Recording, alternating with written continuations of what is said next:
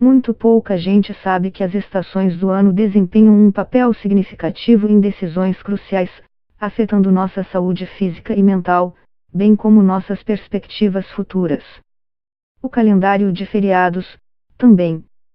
Embora não sejamos iguais, há padrões que se repetem quando se trata de determinar os melhores horários para tomar importantes decisões de relacionamento. Nos Estados Unidos, quase 40% dos noivados acontecem nos 2 meses e meio entre o Dia de Ação de Graças, 23 de novembro, e o Dia dos Namorados, 14 de fevereiro, no calendário americano, de acordo com uma pesquisa realizada com 18.000 pessoas.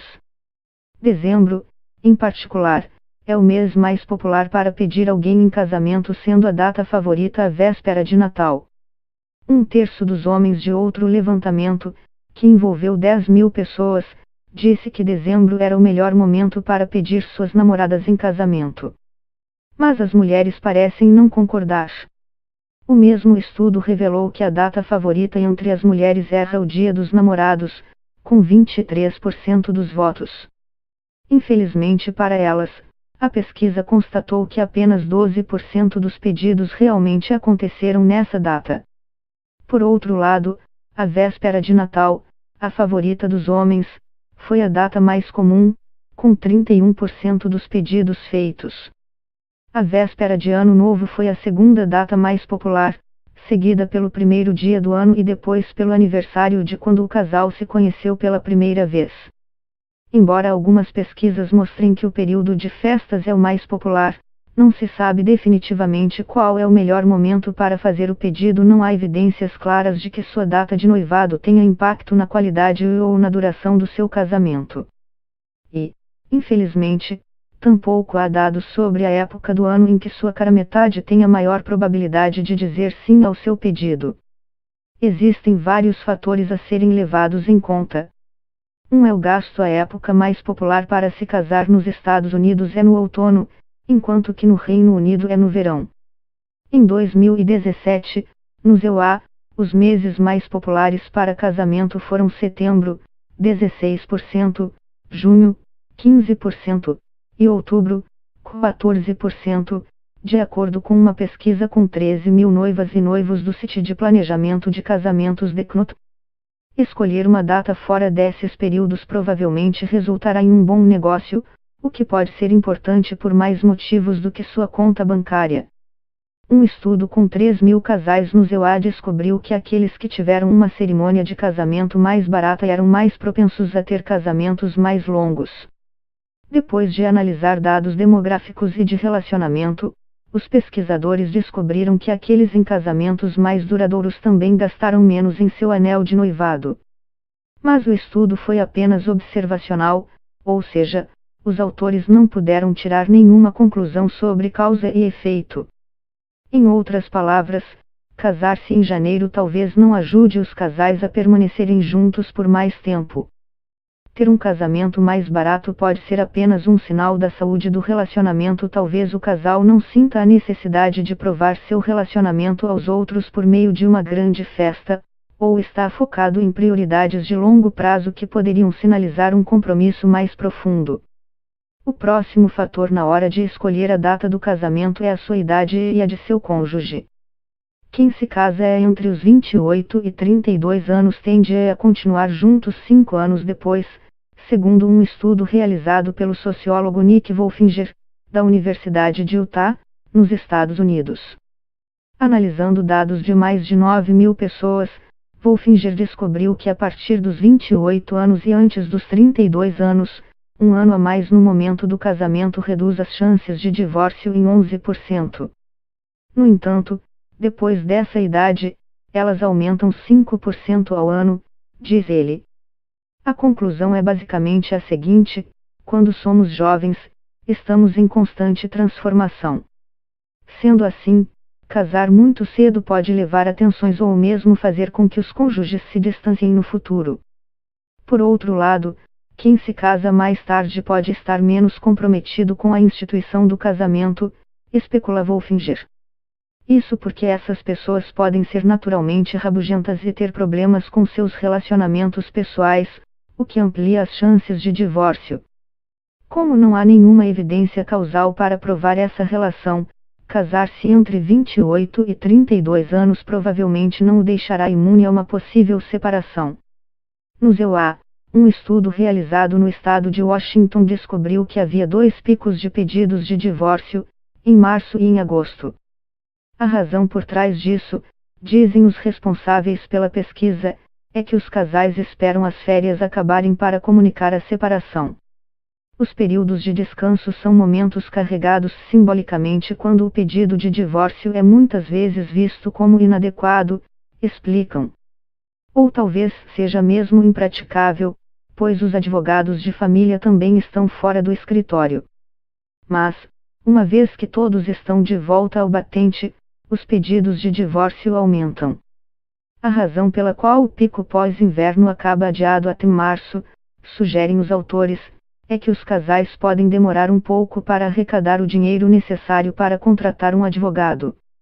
Além do estado de Washington, os advogados de família americanos relatam um aumento no número de casais que buscam terminar seus casamentos em janeiro. Não se sabe o que está por trás dessa preferência, mas poderiam ser os efeitos combinados do final do período de férias e os habituais desejos de ano novo para um novo começo. Ou poderia ser uma razão mais prosaica, pelo menos no ZEUA, esperar até janeiro significa vantagens fiscais.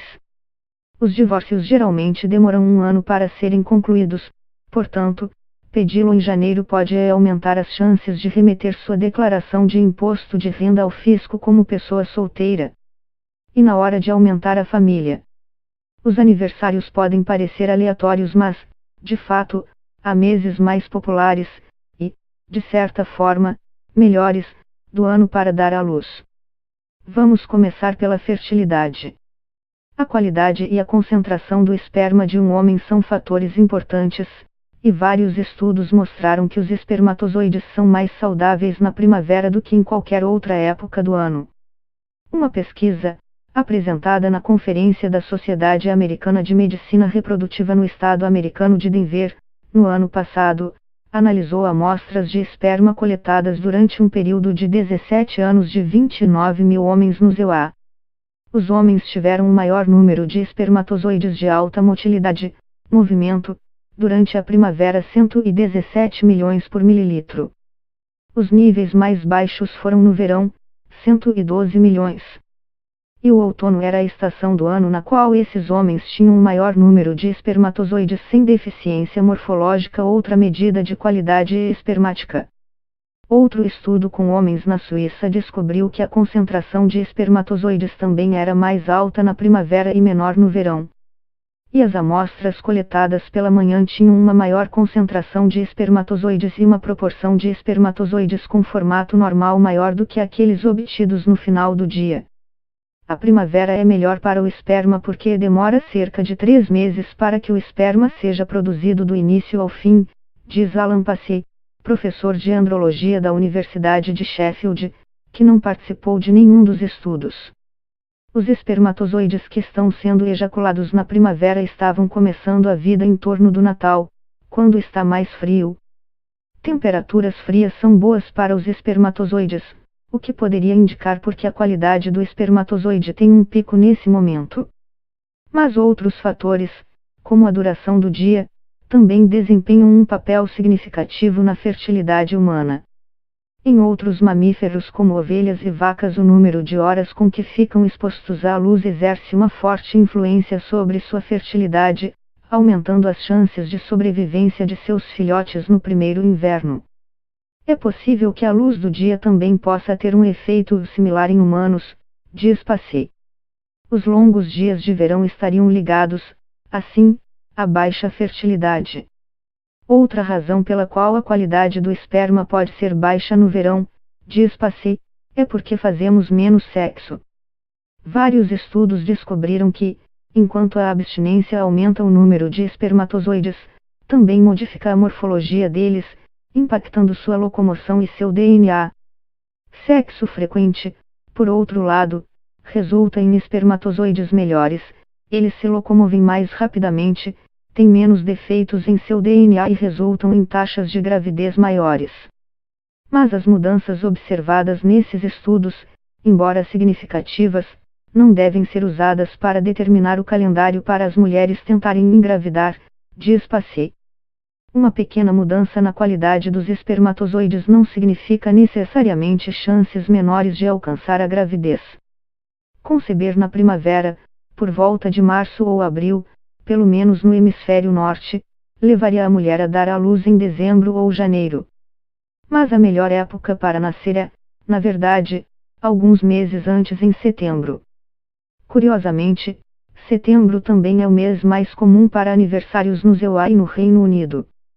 As crianças britânicas nascidas em setembro tendem a obter melhores resultados em provas do que aquelas nascidas em agosto e têm melhores habilidades cognitivas, de acordo com pesquisa do Instituto para Estudos Fiscais, um centro de estudos do Reino Unido.